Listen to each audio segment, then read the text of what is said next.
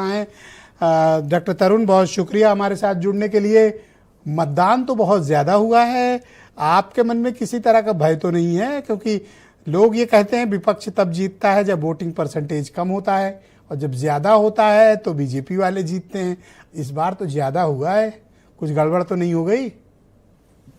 नमस्कार ब्रजेश जी, और आपके माध्यम से तमाम दर्शकों और पैनलिस्ट को मैं नमस्कार करता हूं। तो देखिए, आज मैं खुश हूं।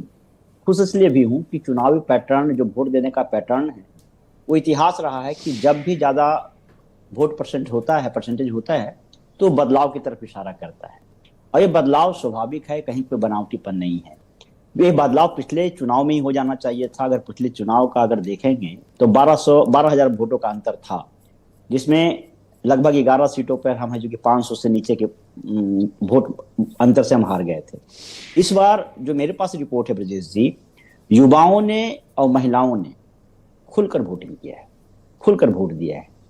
और ये जो 10,000 रुपया जो इन्होंने खाते में डाला था ठीक आचार संहिता लागू होने के एक दिन पहले, और ये सोच रहे थे कि जिस तरह से चुनाव के दिन पैसा बांटकर, दारू बांटकर, मुर्गा बांटकर वोट को खरीद लेंगे, उसी तर्ज पे इन्होंने दिया था, वो चला नहीं। महिलाओं को लगा कि भाई 10,000 रुपये तो खत्म हो जाएंगे तुरंत, लेकिन जो नौकरी की बात करेगा, जो रोजगार की बात करेगा, जो महंगाई कंट्रोल करने की बात करेगा, जो बढ़ता हुआ अपराध है उसकी बात करेगा, हम उसके साथ। नौकरी वगैरह तो बीजेपी ने भी, एनडीए ने अपने घोषणा पत्र में उन्होंने भी ऑफर किया था। वो तो कह रहे थे हर एक ब्लॉक में इंडस्ट्री लगा देंगे।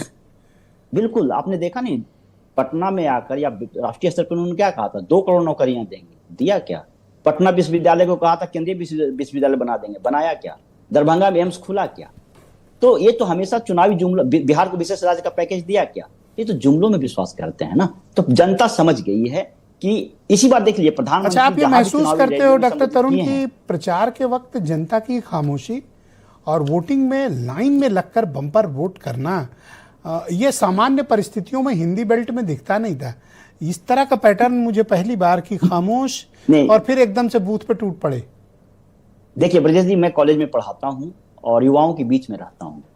तो इस बार हम पे जो इल्जाम लगता था कि ये माई समीकरण की पार्टी है, लेकिन हमारे क्लास में सभी जाति धर्म के बच्चे हैं, और उन बच्चों का जो रुझान था रोजगार के प्रति, और तेजस्वी प्रसाद यादव ने जो 17 महीनों में 5 लाख नौकरियां दी थी, और इनके मुख्यमंत्री कहते थे पैसा कहाँ अपने बाप के घर से लाओगे, तो युवाओं में बहुत असंतोष था। पर्चा लीक हो रहा, परीक्षाएं हो रही है, पर्चा लीक हो जा रहा है।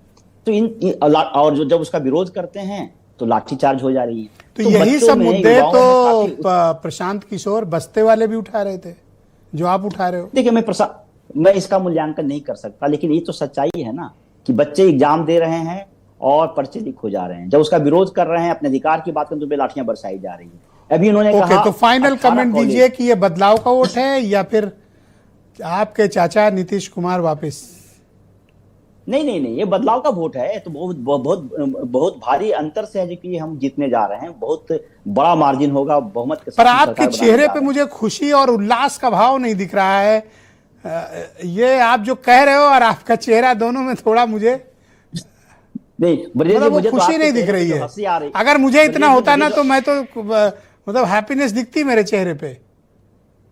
ब्रजेश जी, हम लोग सिंकल नहीं है, हम लोग संयम से काम लेते हैं। हमें पता है कि रिजल्ट क्या आने वाला है। और बहुत शुक्रिया। मैं आपके मित्र और Janata Dal United ruling party